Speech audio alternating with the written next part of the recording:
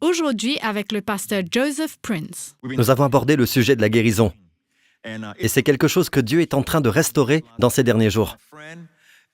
Et mes amis, parfois, nous traitons ce sujet avec cette attitude. C'est à prendre ou à laisser. Ça peut être un sujet sur lequel vous voulez prêcher. S'il vous intéresse, faites-le. Mais ce n'est pas nécessaire.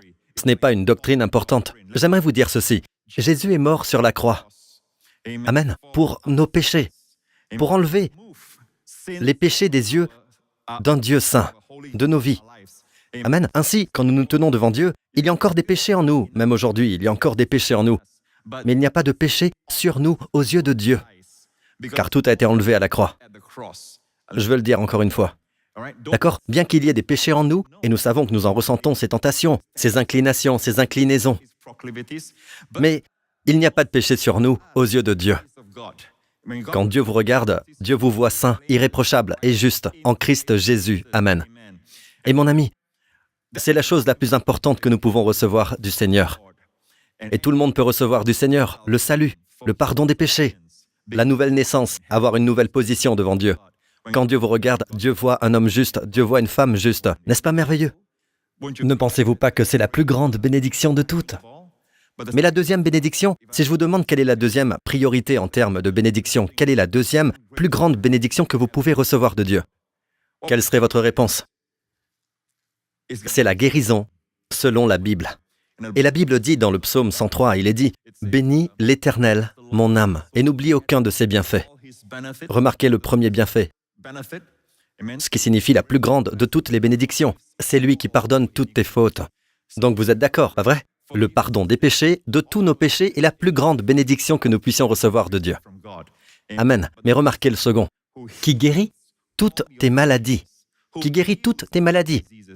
Vous voyez la priorité que Dieu accorde à la guérison. Elle vient juste après le salut. Et bien souvent, même Jésus, quand il guérit, il dira « Tes péchés te sont pardonnés ». Il a dit à l'homme qui a été descendu du toit, que les amis ont découvert pour le descendre au-dessus de l'endroit où Jésus se tenait, car il ne pouvait pas entrer à cause de la foule. Eh bien, Jésus a regardé l'homme et il était évident qu'il avait besoin d'être guéri, mais Jésus lui dit « Tes péchés te sont pardonnés ». Première chose, amen, il a besoin d'être assuré que ses péchés sont pardonnés avant qu'il ne puisse recevoir la guérison. Souvenez-vous toujours de cela. Une des raisons principales pour lesquelles les gens ne peuvent pas recevoir la guérison, je crois, c'est parce qu'il y a une condamnation à leur égard. Parce qu'ils ressentent une certaine culpabilité, une condamnation qu'ils ont reçue. D'accord? Et donc, ils sentent qu'ils ne sont pas assez dignes, qu'ils ne méritent pas la guérison, qu'ils ne sont pas assez saints pour recevoir cette guérison. Et mon ami, nous devons éradiquer cela. Amen. Jésus n'a pas guéri les gens quand il était sur terre parce qu'ils étaient saints. Aucun d'entre eux ne l'était. Mais la Bible dit, tous ceux qui le touchaient étaient guéris. Non, il n'est pas allé partout en Israël guérir tout le monde. Non, pas tout le monde en Israël n'a été guéri. Tout le monde en Israël n'a pas été guéri, même quand Jésus était là. Mais la Bible dit, tous ceux qui se sont approchés de lui pour le toucher, tous ceux qui l'ont assiégé et abordé, tous ceux qui ont réagi positivement à lui ont été guéris. Amen. Donc c'est important pour nous de le savoir. Et Jésus dit, celui qui m'a vu a vu le Père. Alors, savez-vous quelle est la volonté de Dieu pour la guérison? Regardez Jésus dans l'Évangile. Pas le Jésus de l'imagination des gens, ou de la perspective d'une certaine dénomination, ou de l'opinion de quelqu'un, mais le Jésus de la Bible, tel qu'il est révélé, en particulier dans Matthieu, Marc, Luc et Jean. Vous le voyez, qui allait de lieu en lieu en guérissant tous ceux qui étaient sous la domination du diable. Maintenant, regardons Jean 5. Après cela, il y eut une fête juive, et Jésus monta à Jérusalem. Or, il y a à Jérusalem, près de la porte des brebis, il y a une piscine qui s'appelle en hébreu Bethesda, et qui a 5 portiques. Le mot ici, Bethesda, est le mot Beth, Chesed. Beth signifie la maison comme dans Bethléem. Beth est la maison, Léhem, c'est le pain, Jésus est né dans la maison du pain, et il est le pain de la vie. Amen. Beth, Chesed. Chesed, c'est la grâce. Amen. Beth signifie maison. Et remarquez qu'il y a 5 portiques, 5 colonnes, 5 portiques. Si vous regardez la langue hébraïque, il n'y a pas de chiffres dans l'hébreu. En fait, il y a des lettres qui représentent des chiffres. Par exemple, Aleph, la première lettre, est le chiffre 1. d'accord? Ou la valeur de 1000, selon le contexte. Et puis vous avez Bet. Bet est le chiffre 2. Amen. Quand vous utilisez le chiffre 2, ils y mettent le bet, d'accord? À la place des chiffres, d'accord? Donc le bet est 2, gardez ça en tête. En fait, Hey est 5, le nombre de la grâce. Amen. Hey est l'expiration de Dieu. Dieu a regardé Abraham et il était stérile. Il ne donnait aucun résultat. Et Dieu a insufflé en Abraham. Dieu a insufflé le Hey en Abraham. Dieu a 2 Hey dans son nom. Yud Hey, Vav Hey. Dieu a insufflé le Hey dans le nom d'Abraham et il est devenu Abraham. Et il est devenu fécond. En 1 an, l'enfant est venu. Le fils promis est venu. Amen. Et ensuite, Dieu a regardé Sarah et le nom de Sarai a le Yud à la fin. Et le Yud est le nombre 10 qui représente la loi. Et Dieu a enlevé le Yud et Dieu lui a donné Hey, le prochain Hey dans le nom de Dieu. Yud Hey Vav Hey. Dieu a insufflé ce Hey à Sarai et Sarai est devenue Sarah, ce qui signifie princesse. Et elle est devenue une mère en 1 année. Alléluia, louons le Seigneur. C'est magnifique. Quand vous regardez les 5 pains et les 2 poissons, alors que je préparais cet enseignement, le Seigneur m'a rappelé les 5 pains et les 2 poissons. Donc 5 est Hey. Et ensuite vous avez les 2 poissons, qui est Bet. Amen, le chiffre 2 est Bet. Aleph, Bet. Bet est le nombre 2. Alors, qu'est-ce que Dieu est en train de dire? Ici, littéralement, Bet est aussi la maison. D'accord? Bet est le poisson de la maison. Comme vous dites, Bet Hesda, Bethléem. Bet est la maison. Et vous avez 5 maisons de la grâce. C'est seulement dans la maison de la grâce que vous pouvez trouver de la nourriture et des provisions. Pas étonnant que dans le cas du fils prodigue, ce qui l'a attiré à retourner dans la maison de son père était ceci. Dans la maison de mon père, il y a du pain en abondance et à volonté. Amen. Il y a du pain en abondance et à volonté. Et Jésus a démontré qu'il est le pain de la vie. Amen. Dans la maison du pain. Donc aujourd'hui, la maison de la grâce, la maison du pain est l'Église. Amen. L'Église. Chaque fois que vous invitez quelqu'un à se joindre à l'Église et à faire partie de l'Église, vous lui faites la plus grande bénédiction qui soit de ce côté du paradis. Car vous les présentez avec tous leurs besoins, avec tous leurs innombrables problèmes, et vous les amenez à la provision. Dans la maison du Père, il y a du pain en abondance et à volonté. Et d'ailleurs, Jésus appelle la guérison le pain des enfants. Amen. Il s'agit de nourrir, nourrir, nourrir. Amen. Nous mangeons le pain, nous recevons la force et la plénitude. Alléluia. Revenons à Jean 5. Sous ces portiques, un grand nombre de malades étaient couchés. Des aveugles, des boiteux, des paralysés. Ils attendaient le mouvement de l'eau. Car un ange descendait de temps en temps dans la piscine et agitait l'eau. Et le premier qui descendait dans l'eau, après le remuement de l'eau, celui qui est entré le premier après qu'elle avait été agitée, était guéri, quelle que soit sa maladie. Encore une fois, c'est une image de la loi. Pourquoi?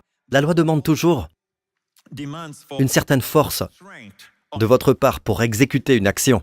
Donc, celui qui fait l'effort, qui en a la capacité, celle d'entrer en premier après que l'ange ait remué l'eau. D'accord? Cela implique un certain effort. C'est lui qui est guéri. Alors, qu'en est-il du gars qui est boiteux? Paralysé, il ne peut même pas se déplacer. Pendant qu'il rampe, se frayant un chemin vers l'eau, quelqu'un d'autre passe devant lui. Ce qui est le cas ici. La Bible dit, là se trouvait un homme infirme depuis 38 ans. Jésus le vit couché et, sachant qu'il était malade depuis longtemps, il lui dit, « Veux-tu être guéri ?» L'infirme lui répondit, « Seigneur, je n'ai personne pour me plonger dans la piscine quand l'eau est agitée. Et pendant que j'y vais, un autre descend avant moi. Et voilà. Vous voyez, il est boiteux. Et il ne peut pas. Il ne peut pas marcher. D'accord? Lève-toi, lui dit Jésus. Prends ton brancard et marche. Aussitôt, cet homme fut guéri. Il prit son brancard et se mit à marcher. C'était un jour de sabbat. Les Juifs dirent donc à celui qui avait été guéri, « C'est le sabbat. Il ne t'est pas permis de porter ton brancard. » Voyons maintenant ce qu'il a répondu. Il leur répondit, « Celui qui m'a guéri m'a dit, prends ton brancard et marche. » Vous savez, si vous n'avez fait que vous allonger, rester couché pendant 38 ans et que vous pouvez marcher, qu'est-ce que le repos pour vous? Qu'est-ce que le repos pour vous? Le repos, c'est s'allonger encore un peu? Non, bien sûr que non. Pour la personne qui est restée allongée pendant 38 ans, le repos, c'est de se lever. Alors Jésus dit, lève-toi, prends ton brancard et marche. Prends ton lit, repose-toi.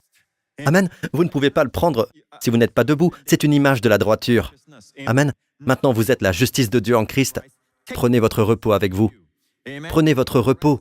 Marchez dans le repos. Ne laissez pas votre repos derrière vous. Le principe du repos est toujours là. Maintenant que vous êtes la justice de Dieu en Christ, levez-vous, prenez votre lit et marchez. Ce n'est que quand nous procédons du repos et en réalisant notre position que nous sommes justes devant Dieu. Amen. Confessez chaque jour, je suis la justice de Dieu en Christ, alors vous pouvez marcher. Alors vous avez le pouvoir de marcher dans l'esprit, marcher dans la sainteté, d'une manière digne de la gloire de Dieu. Alléluia. Amen. Vivez une vie victorieuse. Amen. Et remarquez ce qu'ils ont dit. Les Juifs l'ont vu porter son brancard. Et ils lui ont dit, c'est le sabbat. Il ne t'est pas permis de porter ton brancard. Il leur répondit, celui qui m'a guéri m'a dit, prends ton brancard et marche. Ils lui demandèrent, qui est l'homme qui t'a dit, prends ton brancard et marche? Maintenant, j'aimerais attirer à nouveau votre attention sur ces deux versets. Il leur répondit, celui qui m'a guéri m'a dit, prends ton brancard et marche. Remarquez où l'homme qui a été guéri a mis l'accent. Celui qui m'a guéri. Ils lui demandèrent, qui est l'homme qui t'a dit, prends ton brancard et marche? Ils se concentraient sur l'aspect du travail. Ils ne se sont pas concentrés sur le fait qu'il était guéri. Maintenant, lequel est surnaturel? Lequel va vraiment apporter de la joie dans votre cœur? De savoir que votre corps est guéri? Ou prends ton brancard et marche? Amen. Eux, ils mettent l'accent sur l'aspect du travail. C'est une question de perspective. Pour eux, ils regardent l'homme et ils posent la question. C'est le sabbat. Pourquoi portes-tu ton brancard? Sa réponse fut, celui qui m'a guéri m'a dit, prends ton brancard et marche. Et ils dirent, au lieu de voir qu'il l'a guéri et dire, dis-moi qui t'a guéri. D'accord? Allez, dis-moi qui t'a guéri. Je veux l'amener voir ma tante, qui est allongée sur son dos avec cette paralysie. Et allez, dis-moi, qui est celui qui t'a guéri? Dis-moi qui est cet homme. Je veux l'amener voir mon fils. Je veux qu'il voie ma fille. Allez, dis-moi qui est cet homme.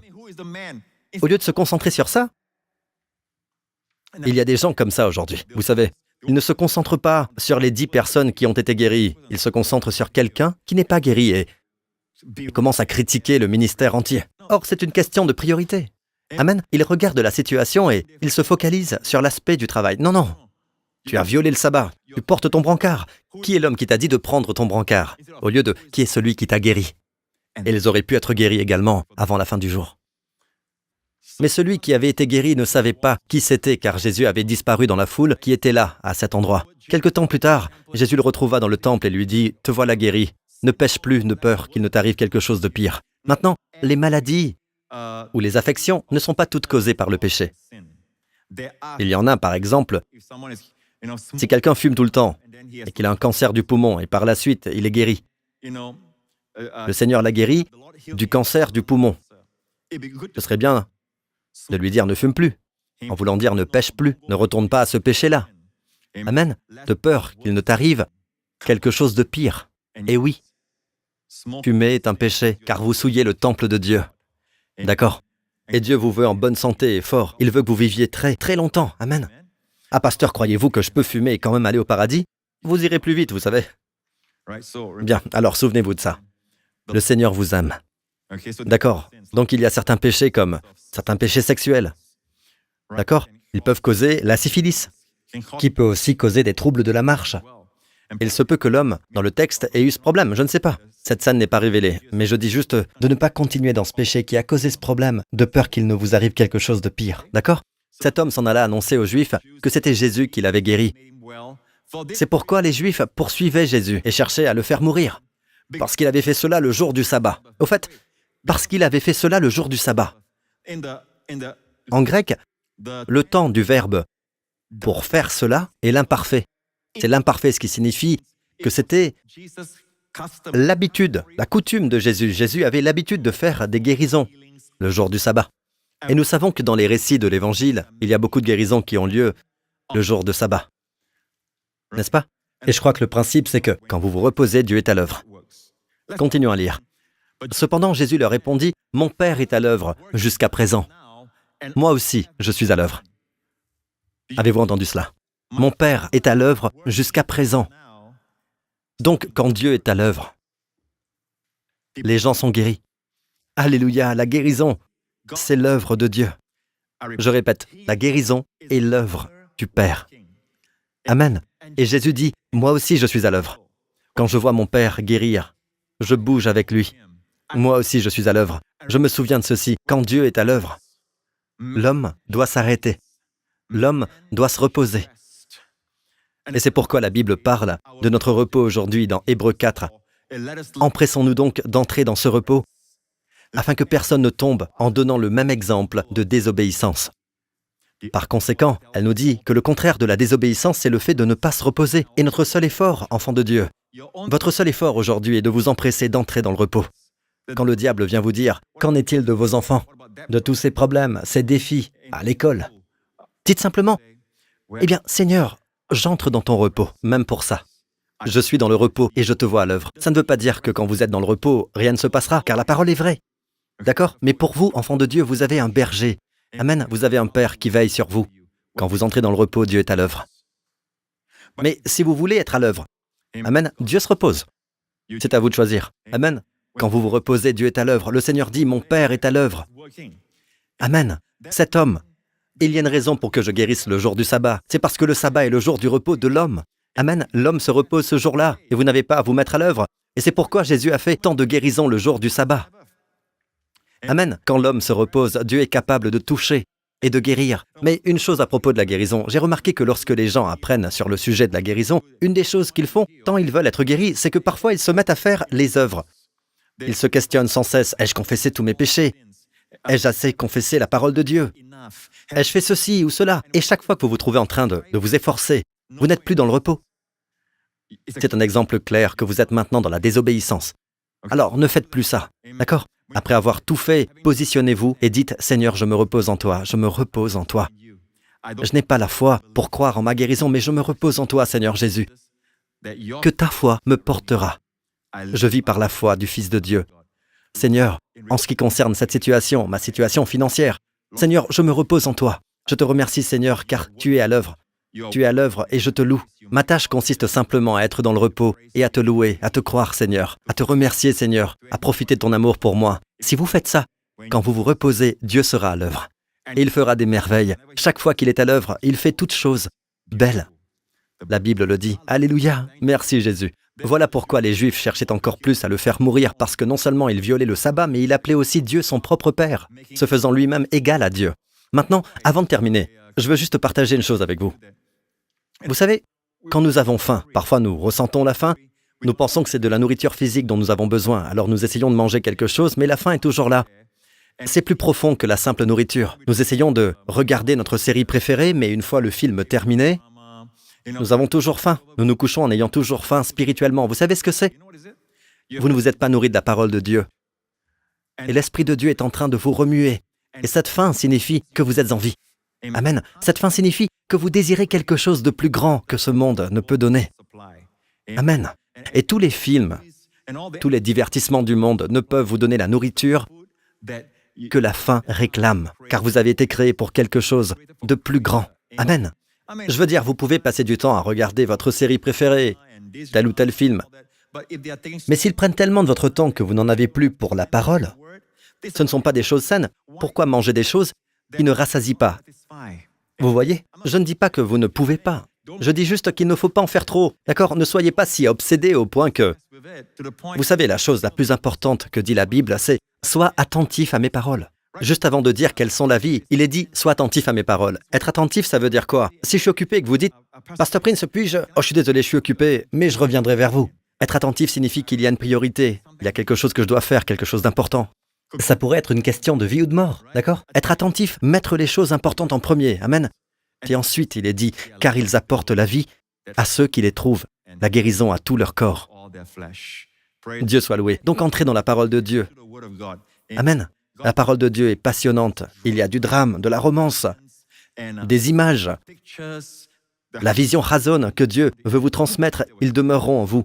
Je crois que chaque fois que vous écoutez la parole de Dieu, chaque fois que vous avez faim et que vous devenez gras, je crois que cette nourriture, les messages que Dieu me donne pour vous, vous nourriront, vous soutiendront Amen. Vous renforceront, vous revitaliseront et vous prépareront, vous équiperont pour les défis à venir. Amen. Ainsi, Dieu vous nourrit avant de vous amener au combat. Amen. La bataille arrive et elle ne vient pas du Seigneur. Écoutez, Dieu ne se bat pas contre vous, d'accord? La bataille vient de l'ennemi. Mais Dieu vous nourrit. Il s'assure que vous êtes gras. Amen. Souvenez-vous de ça. Melchisédek a rencontré Abraham avant que le roi de Sodome ne rencontre Abraham. Le roi de Sodome est une image du diable. Melchisédek est une image de notre Seigneur Jésus. Dieu vous nourrira toujours avant votre tentation, avant votre épreuve, avant votre combat, avant votre bataille. Amen. Il vous nourrit.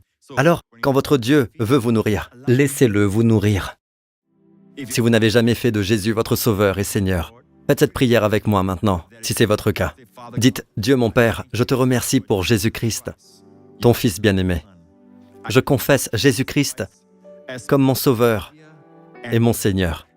Je te remercie, Christ est mort pour mes péchés, et tu l'as ressuscité des morts quand j'ai été acquitté et rendu juste en lui. Je te remercie, Père. J'attends avec impatience la venue de mon Seigneur, Jésus. Jusque-là, le Seigneur est mon berger, et je ne manquerai de rien dans ma vie. Je te remercie, Père, au nom de Jésus. Amen.